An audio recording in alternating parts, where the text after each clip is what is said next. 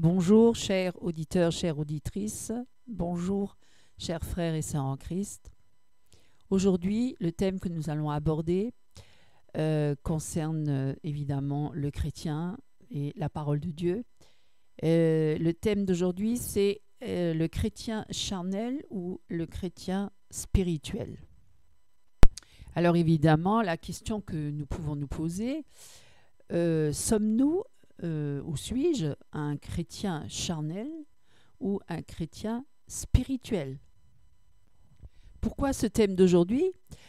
Parce que d'abord on m'a demandé de le faire, ensuite parce que beaucoup sont dans l'ignorance et parfois sont aveuglés sur eux-mêmes et pensent être en Christ et pensent être des chrétiens spirituels alors qu'ils sont totalement charnels et suivent leur propre voie et celle de leur chair, ou du moi, ou celle du monde. Donc c'est pour ça que je vous invite vraiment à vous examiner cet audio n'est pas pour condamner, non pas du tout, au contraire, c'est plutôt pour encourager les chrétiens de revenir pleinement à Christ et de marcher non pas par la chair mais par l'esprit pour ceux qui se sont plus ou moins égarés. Et pour ceux qui marchent par l'esprit, je les encourage à continuer à marcher dans l'obéissance totale à Christ. Et pour ceux qui ne sont pas encore à Christ, je vous invite à vous tourner déjà premièrement vers Christ, vous repentir de vos péchés, vous détourner de vos mauvaises voies et accepter Jésus-Christ dans votre vie comme Seigneur et Sauveur personnel. Ça, c'est le début du chemin avec Christ, le début d'un disciple de Christ et donc le début aussi de la mort à soi, du renoncement à soi, de passer par la croix pour que l'homme charnel soit vraiment cloué à la croix, qu'il soit mort pour que seul l'homme spirituel puisse se manifester et seulement à travers Jésus-Christ évidemment. Alors bien sûr, il y a deux catégories d'hommes sur la terre. Il y a ceux qui sont sauvés et ceux qui ne le sont pas, donc qui sont perdus. Et il n'y a pas de juste milieu, il n'y a pas de milieu entre les deux. Il n'y a pas, voilà, il y a, ou soit on est dans la lumière et on est enfant de lumière, soit on est enfant des ténèbres et on est dans les ténèbres et on est du diable. Voilà. Donc moi, je ne vais pas parler maintenant de ceux qui ne sont pas sauvés, mais je vais parler de ceux qui ont accepté Jésus-Christ dans leur vie et qui sont donc des chrétiens, des vrais chrétiens qui ont rencontré Christ dans leur vie. Et parmi ces chrétiens-là, il y a deux catégories. Il y a ceux qui sont spirituels et ceux qui sont charnels. Il y a ceux qui sont charnels et qui marchent par la chair, et il y a ceux qui sont spirituels et qui marchent par l'esprit. Pour parler un tout petit peu encore de l'homme ou la femme d'ailleurs, non spirituel, qui n'est donc pas converti, qui fait donc référence à la personne qui n'est pas régénérée, c'est-à-dire celle ou celui qui est gouverné par ces instincts charnels.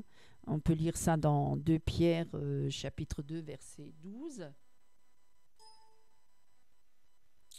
Mais eux, semblables à des brutes qui s'abandonnent à leur penchant naturel et qui sont nés pour être prises et détruites, ils parlent d'une manière injurieuse de ce qu'ils ignorent et ils périront par leur propre convoitise. Voyez, recevant ainsi le salaire de leur iniquité, ils trouvent leur délice à se livrer au plaisir en plein jour. Hommes tarés et souillés, ils se délectent dans leur tromperie en faisant bonne chère avec vous, en plus, qui sont parmi les chrétiens, parfois. Et souvent, même, ils ont les yeux pleins d'adultère et insatiables de péché. Ils amorcent les âmes mal affermies. Ils ont le cœur exercé à la cupidité. Ce sont des enfants de malédiction. Vous voyez ? Évidemment, cette sorte de personne-là, elle ne marche pas par l'esprit, elle n'a pas l'esprit, mais elle est sous la domination de Satan. Et donc, cette sorte de personne-là, elle n'a pas l'esprit, mes amis. Et elle est esclave du corps et de ses passions. Hein, donc, ses passions, elle appartient au monde, elle est amie avec le monde et elle rejette les voies droites de l'esprit, elle rejette Jésus-Christ. Hein, elle ne veut pas se convertir. La personne non spirituelle, elle n'est pas capable d'ailleurs de comprendre Dieu ni les voies de Dieu. Elle s'appuie plutôt plus sur ses émotions ou ses raisonnements humains, hein, la philosophie humaine, la psychologie humaine, etc., etc. Tandis que là, on va revenir donc à la personne, l'homme ou la femme spirituelle, qui sont donc nés de nouveau, convertis à Jésus-Christ, et qui auraient donc dû abandonner leur péché, hein, en principe, renvoie donc à une personne qui est régénérée, qui est donc née de nouveau, c'est-à-dire celle qui a l'esprit du Seigneur. Cette personne, elle est spirituellement, elle est éclairée. Elle pense, elle devrait normalement penser selon Dieu et vivre par l'esprit de Dieu. Et donc, ces personnes-là croient en Jésus-Christ et cherchent avant tout à suivre la direction de l'esprit qui est en eux. Ils résistent aux désirs sensuels et à la domination du péché. Ça, c'est pour l'homme spirituel. Donc, il y a deux catégories de chrétiens, les charnels et les spirituels. Alors, les chrétiens charnels, ce sont ceux qui sont conduits par la chair, par leur propre volonté. Ils ont reçu le salut, ils ont donné leur vie à Christ, mais ce sont encore des enfants, des bébés en Christ. Et il y a ceux qui sont des chrétiens spirituels, donc qui marchent par l'Esprit du Seigneur, qui sont conduits par le Saint-Esprit, qui entendent sa voix et qui lui obéissent et accomplissent sa volonté. Non pas leur volonté, mais la volonté du Seigneur. Et d'ailleurs, on peut même dire, on lit ça dans la parole, ce ne seront pas tous ceux qui diront Seigneur, Seigneur, qui entreront dans le royaume de Dieu, mais ceux-là seuls qui font la volonté du Père, mes amis. Évidemment, au début, quand une personne vient à Christ, donc c'est un nouveau chrétien, un nouveau-né, il est un peu comme un bébé, et c'est tout à fait normal. Il a reçu la grâce, tous ses péchés ont été pardonnés, effacés, mais là, il est une nouvelle créature, il entre dans une nouvelle vie, dans un autre royaume, le royaume de la lumière et de l'esprit. Et donc, il doit avancer avec Christ, il doit lui obéir, il doit donc se nourrir chaque jour de la parole de Dieu, prier, passer énormément de temps avec Dieu. Et en même temps, Dieu permet, oui, parce que c'est encore une petite brebis, permet donc d'être souvent entouré pour aider cette brebis de faire ses premiers pas dans le monde spirituel, dans le Seigneur, parce qu'elle est encore ignorante d'énormément de choses qui se passent dans ce monde spirituel. Mais le but du Seigneur, c'est de faire grandir cette brebis pour qu'elle ne soit plus un enfant, un bébé, et qu'il ne soit non plus nourri au lait, comme elle dit. Et vous pouvez prendre avec moi 1 Corinthiens chapitre 3, verset donc 1. Pour moi, frères, ce n'est pas comme à des hommes spirituels que j'ai pu vous parler, mais comme à des hommes charnels, comme à des enfants en Christ. Je vous ai donné du lait, non de la nourriture solide, car vous ne pouviez pas la supporter. Et vous ne le pouvez pas même à présent, parce que vous êtes encore charnels. En effet, puisqu'il y a parmi vous de la jalousie et des disputes, n'êtes-vous pas charnels et ne marchez-vous pas selon l'homme? Évidemment, un chrétien né de nouveau au début de sa conversion, donc quand il est encore un bébé, au stade du bébé, de l'enfant, il reçoit la vie nouvelle de l'esprit, mais il conserve aussi encore cette nature pécheresse et ces mauvaises tendances. Donc, il est impossible pour la nature donc pécheresse qui demeure en lui, dans le chrétien charnel, qui veut donc marcher par l'esprit, cette nature pécheresse, elle ne peut pas devenir bonne. Elle ne pourra pas changer. Elle doit être mise à mort et vaincue. par la grâce et la puissance de l'esprit. Parce qu'on ne peut pas s'améliorer, on ne peut pas améliorer notre nature propre charnelle, mes amis. Elle doit mourir, elle doit être clouée à la croix. Elle ne doit pas, on ne peut pas la transformer, la changer. Elle n'est pas bonne, elle est pécheresse de nature pécheresse. Et vous pouvez lire avec moi Galates 5, chapitre 5, verset 16. Je vous dis donc, marchez selon l'esprit, et vous n'accomplirez pas les désirs de la chair. Car la chair a des désirs contraires à ceux de l'esprit, et l'esprit en a de contraires à ceux de la chair. Ils sont opposés entre eux, afin que vous ne fassiez point ce que vous voudriez. Si vous êtes conduits par l'esprit, vous n'êtes point sous la loi. Or, les œuvres de la chair sont manifestes. Ce sont l'impudicité, l'impureté, la dissolution, l'idolâtrie, la magie, les inimitiés, les querelles, les jalousies, les animosités, les disputes, les divisions, les sectes, l'envie, l'ivrognerie, les excès de table et les choses semblables. Je vous dis d'avance, comme je l'ai déjà dit, que ceux qui commettent de telles choses n'hériteront point le royaume de Dieu. Vous voyez, mes amis, ça, c'est sérieux, hein?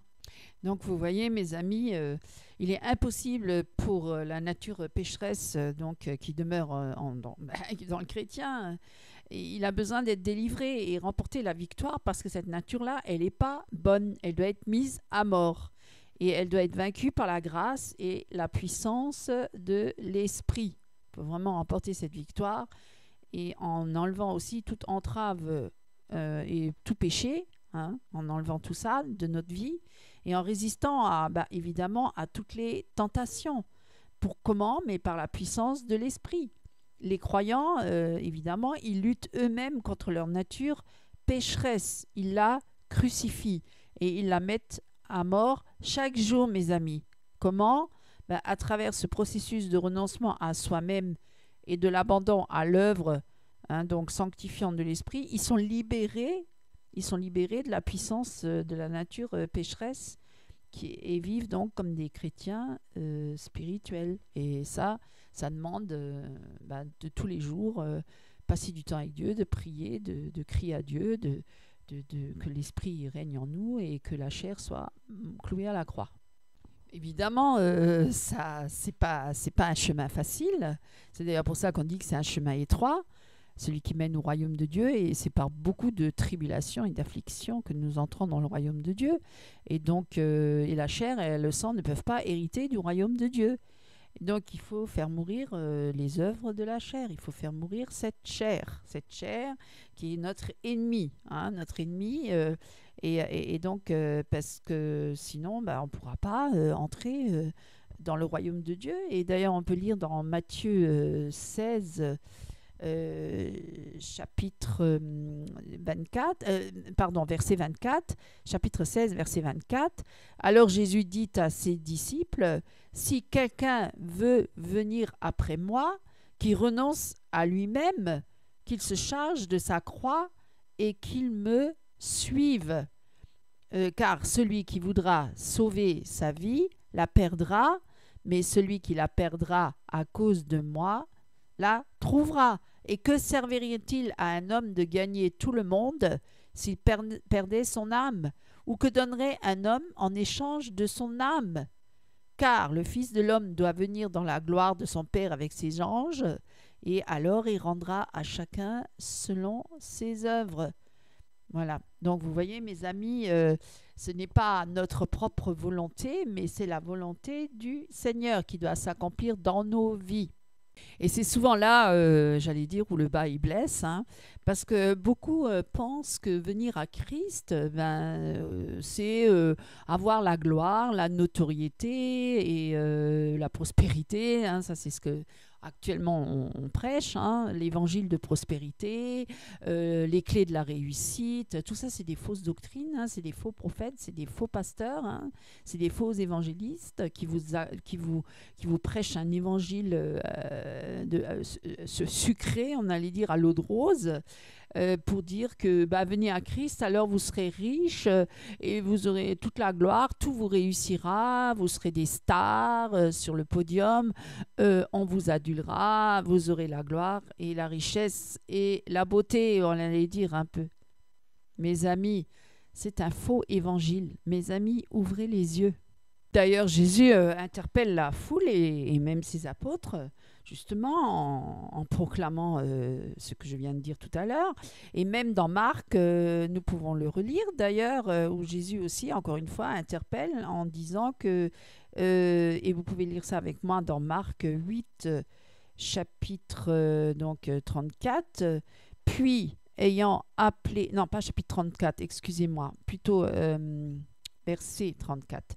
Puis, ayant appelé la foule avec ses disciples, il leur dit, « Si quelqu'un veut venir après moi, qu'il renonce à lui-même, qu'il se charge de sa croix et qu'il me suive.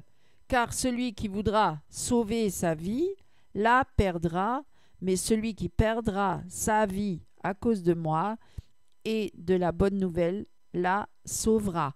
Et que sert-il à un homme de gagner tout le monde s'il perd son âme? Que donnerait un homme en échange de son âme? Car quiconque aura honte de moi et de mes paroles au milieu de cette génération adultère et pécheresse, le Fils de l'homme aura aussi honte de lui quand il viendra dans la gloire de son Père avec les saints anges. Voilà, mes amis. Vous voyez, c'est la parole de Dieu. Ce qui veut dire en clair que le vrai chrétien, qui se charge de sa croix. Et la croix de Christ, c'est quand même un symbole de souffrance, mes amis. Un symbole de souffrance, de mort, de la honte, du ridicule, du rejet, du reniement de soi. Et en tant que croyant, tel maître, tel disciple, nous devons suivre le maître, et le maître est passé par cette voie-là de renoncement à lui-même, du rejet, du ridicule, de la honte. On lui a même craché dessus.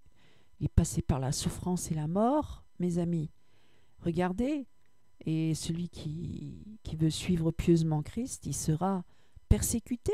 Alors, c'est quoi tous ces chrétiens qui ont la gloire, la notoriété, qui sont terriblement mondains, très très riches et qui même veulent être beaux et toujours rester éternellement jeunes et s'afficher sur tous les réseaux sociaux, s'afficher constamment, tous les jours, pour qu'on ne les oublie jamais, qu'on se rappelle toujours d'eux. C'est plutôt leur propre gloire qu'ils recherchent, mes amis, ne pensez-vous pas?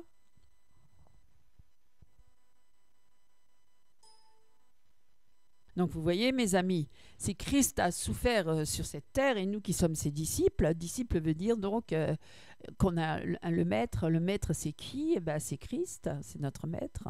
Et nous sommes ses disciples, nous sommes esclaves de Christ.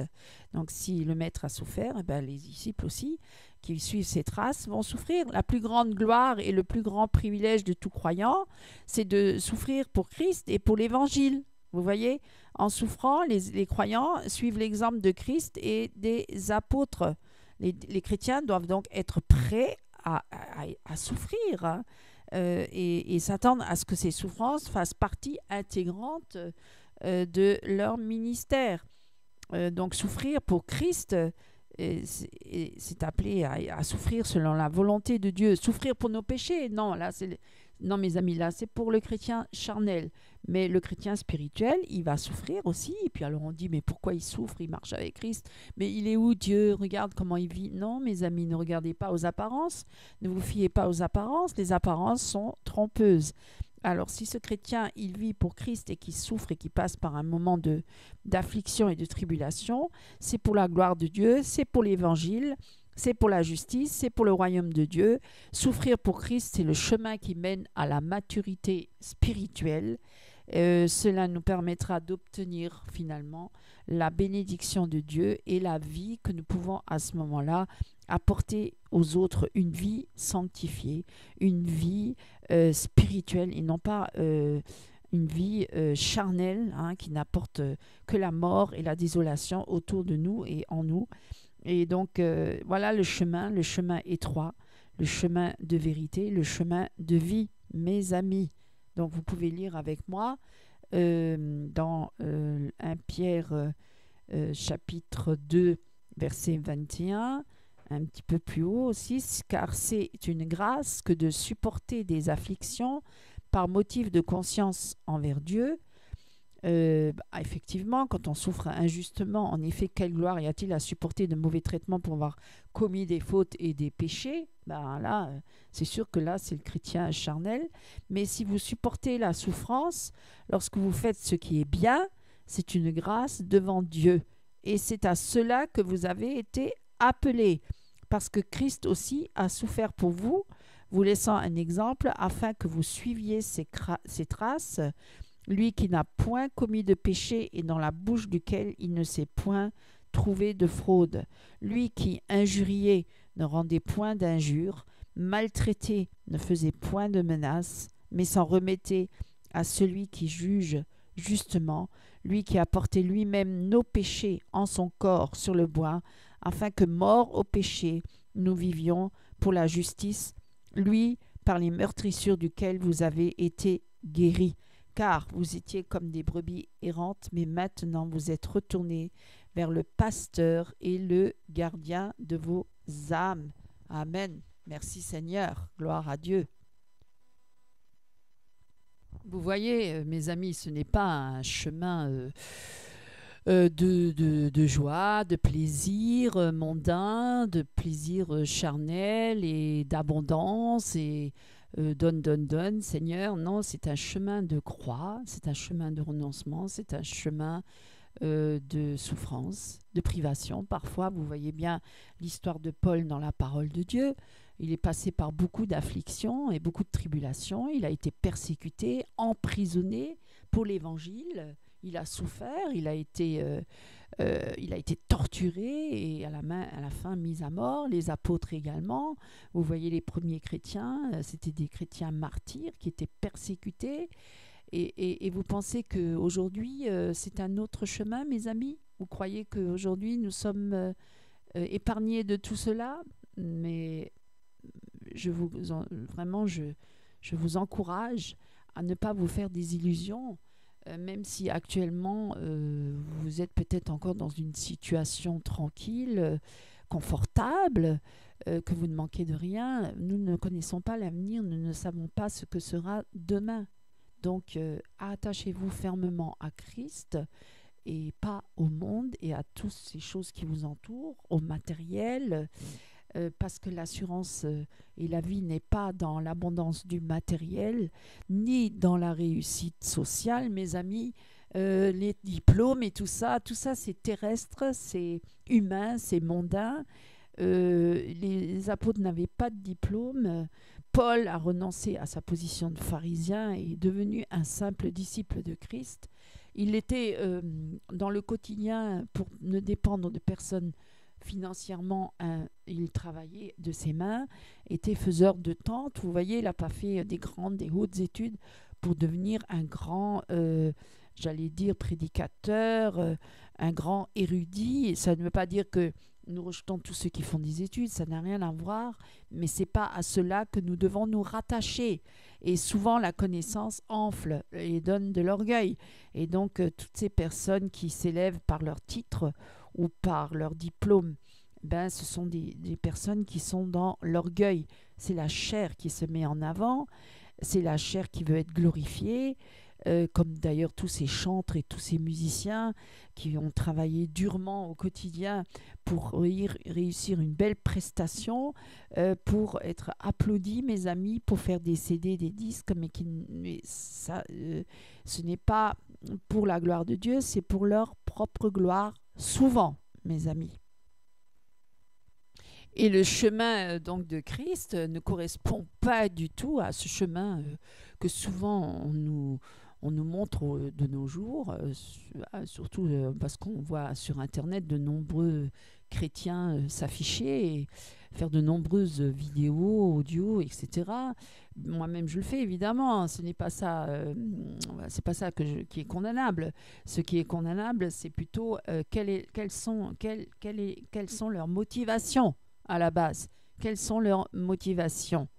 Est-ce que c'est réellement pour servir Christ ou est-ce que c'est pour se servir soi-même, voilà, pour être glorifié? Et surtout ne pas renoncer à sa vie et à ses propres désirs. Et pourtant, Paul était sur un chemin de renoncement, de souffrance, de privation et de rejet et de persécution.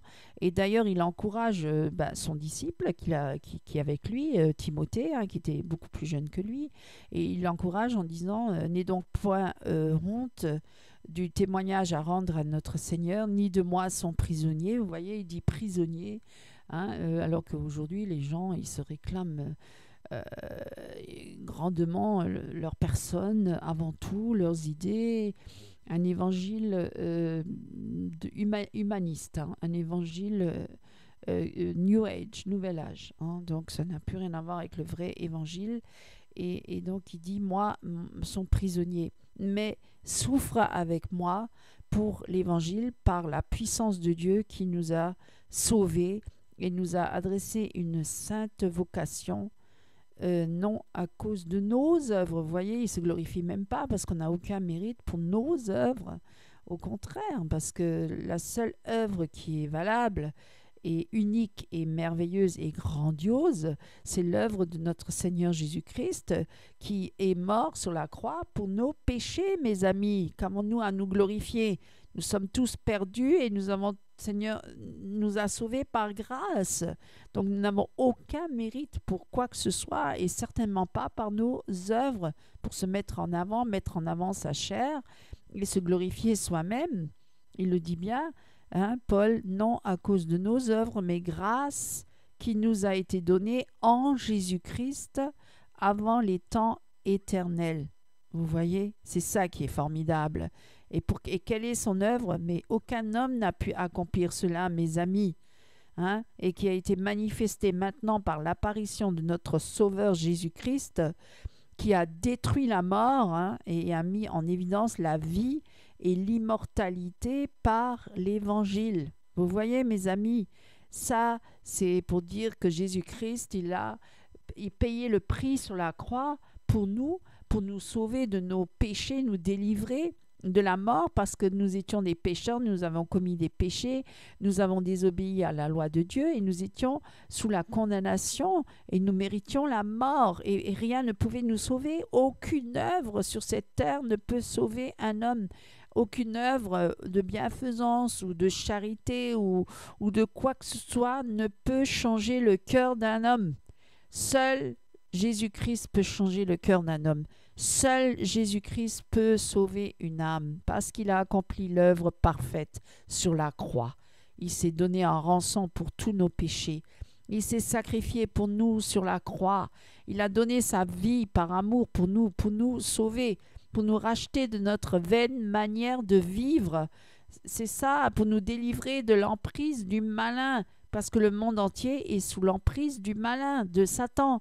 Et il est venu pour détruire les œuvres du diable.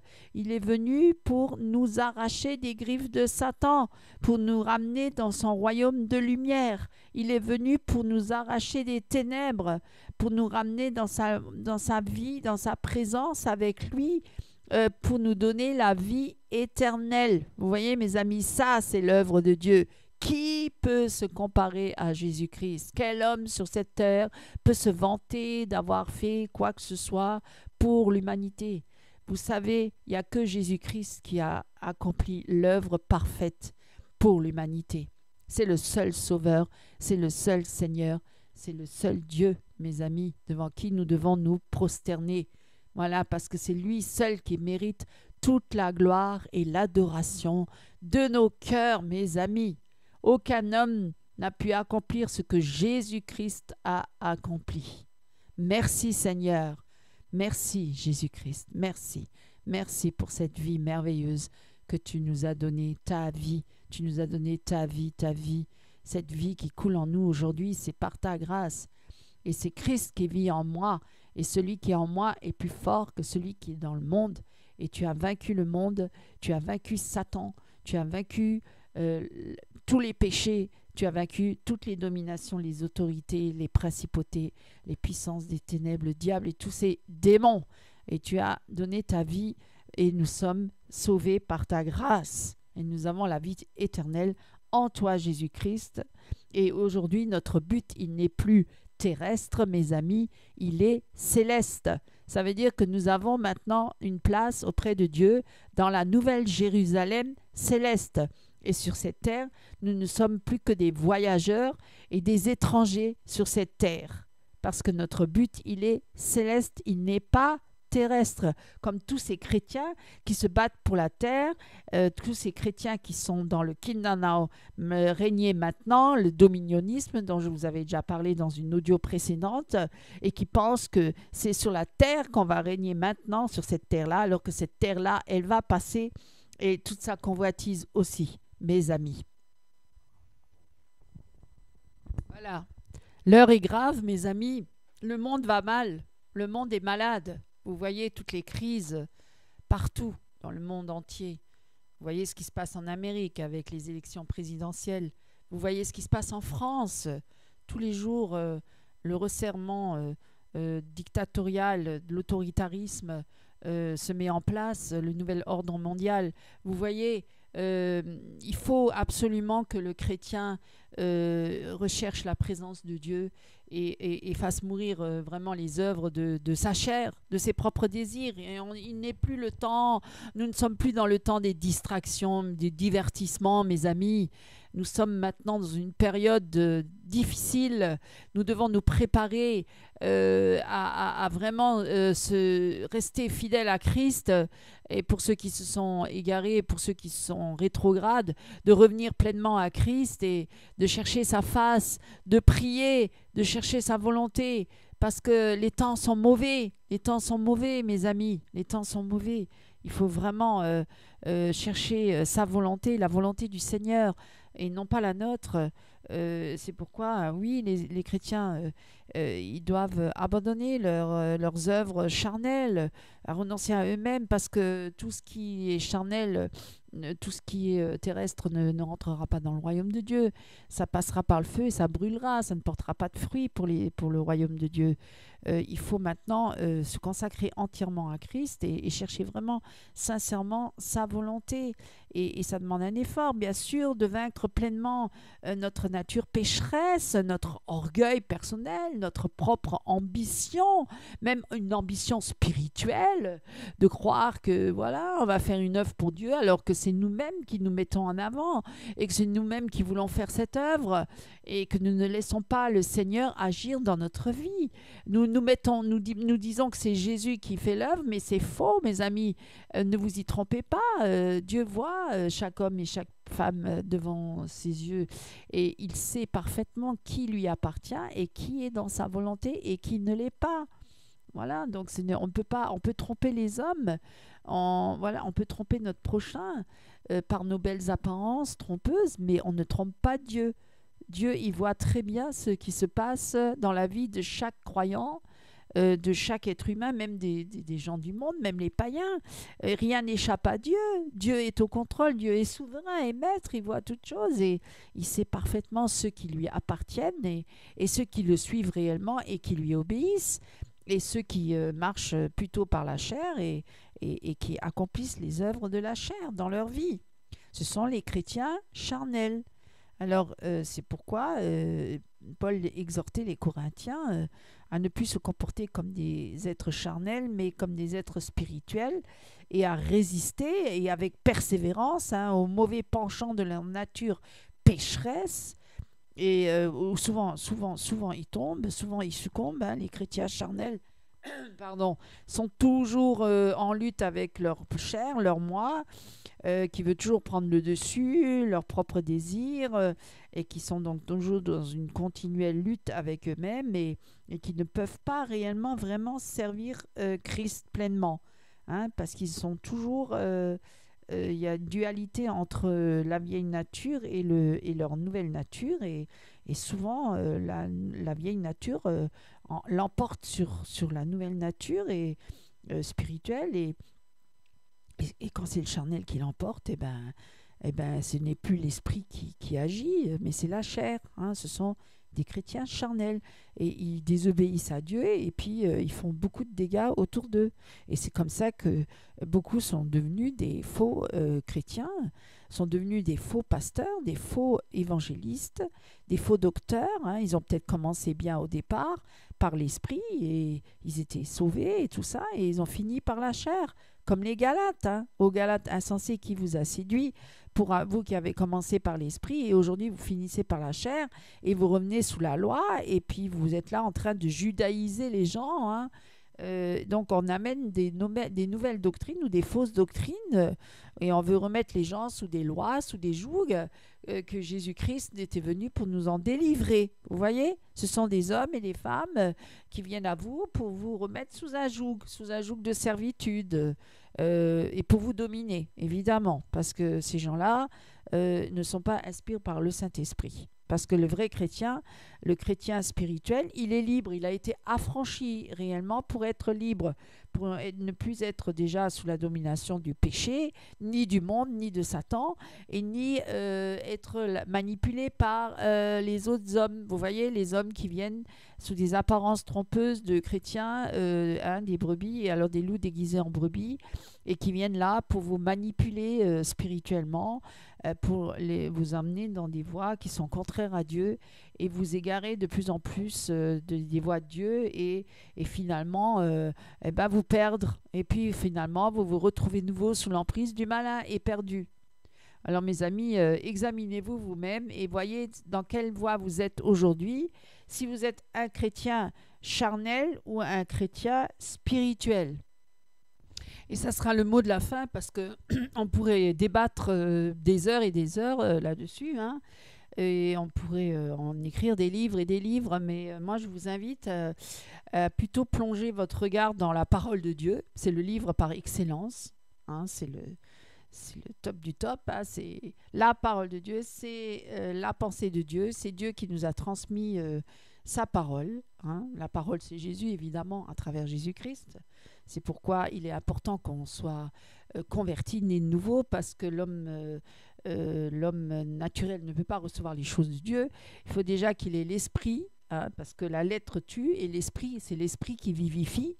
Donc il faut lire la parole avec le Saint-Esprit pour que le Seigneur nous parle, parce que là, la parole, elle devient vivante et opérante dans nos cœurs, dans nos vies, et nous transforme, nous change, nous délivre, nous libère du moi, de la chair, nous libère de nos propres désirs, nous libère de l'orgueil, nous libère du péché, nous libère de tout, du monde, nous libère de la mondanité et nous amène dans la présence de Dieu et nous revêt de sa spiritualité, nous revêt de son esprit, nous revêt de sa gloire aussi et nous nous attendons à lui, notre vie alors est cachée en Christ et nous nous préparons alors pour le retour du Christ, nous nous préparons pour la nouvelle Jérusalem, nous sommes alors ces chrétiens, ces vierges sages qui nous préparons pour le retour du Seigneur, c'est comme une épouse parée pour son époux, sans tache ni ride, sanctifiée, purifiée. Voilà, nous nous laissons transformer par le Saint-Esprit, sanctifiés par le Saint-Esprit, pour être purs, sans tache, car il est bien dit, bienheureux ceux qui ont le cœur pur, car ils verront Dieu, et sinon, sans la sanctification, nul ne verra Dieu. Donc mes amis, c'est ça à quoi je vous invite, à méditer sur ces paroles et à vous attacher fermement à Christ. Ne plus regarder aux hommes, parce que là, il y a une telle confusion, même parmi les chrétiens. Hein, il y a une telle confusion, il y a de tout, il y a un tel mélange. Et puis, il y a aussi tous ces chrétiens mondains qui s'affichent sur Internet, qui se comportent comme ceux du monde. Hein, ils sont comme le monde, ils sont pareils. À part qu'ils utilisent le nom de Jésus-Christ. Mais ça, c'est une excuse pour leur propre gloire. Hein. Je pense qu'ils utilisent le nom de Jésus pour se glorifier. mais en fin de compte, c'est pas du tout Jésus, le vrai Jésus qui glorifie, c'est un faux Jésus. Et c'est leur propre chair. Et c'est leur moi qui est mis en avant. C'est la gloire de l'homme, c'est le culte de l'homme, c'est le culte de Satan, hein, puisque Satan aussi, c'est la créature, c'est le culte de la créature. Et c'est comme ça que l'homme impie viendra, l'antéchrist, et ça sera dans un homme, hein, un homme. Et tout le monde se prosternera devant lui, et parce qu'il dira qu'il est Dieu, qu'il est voilà, et donc tout le monde sera séduit par sa prestation, par sa prestance, par son apparence, par ses miracles et tous les prodiges qu'il va accomplir, et tout le monde va se prosterner devant lui, et même certains élus seront séduits. Donc mes amis, moi je vous encourage à être vigilants, je vous encourage à ne regarder qu'à Christ, à ne plus regarder aux hommes, même à certains hommes de Dieu, vraiment faites le tri, examinez toutes choses, hein. Examinez, éprouvez les esprits pour voir vraiment s'ils viennent de Dieu. Je vous le dis, les apparences sont trompeuses, il y a beaucoup de séduction parmi les chrétiens. Les chrétiens sont séduits, c'est la grande apostasie. C'est pas un grand réveil, c'est une apostasie. Mes amis, ne vous leurrez pas. Lisez la parole de Dieu, examinez la parole de Dieu. Voyez que ce que vous entendez ou ce que vous voyez vient réellement de Dieu ou si ça vient d'un faux Jésus. Voilà. Je vais m'arrêter là. Je vous souhaite vraiment de vous tourner pleinement vers Christ et de faire mourir les œuvres de la chair pour ceux qui sont chrétiens. Et pour ceux qui ne le sont pas encore, de se donner à Christ pleinement et de renoncer à ce monde, parce que ce monde-là, il va passer toute sa convoitise aussi, et il ne vous apportera rien, ce monde-là. Je vous le dis, il est contraire à Dieu. Tournez-vous vers Christ. Cherchez Christ. Voilà mes amis. Que Dieu vous bénisse et à bientôt.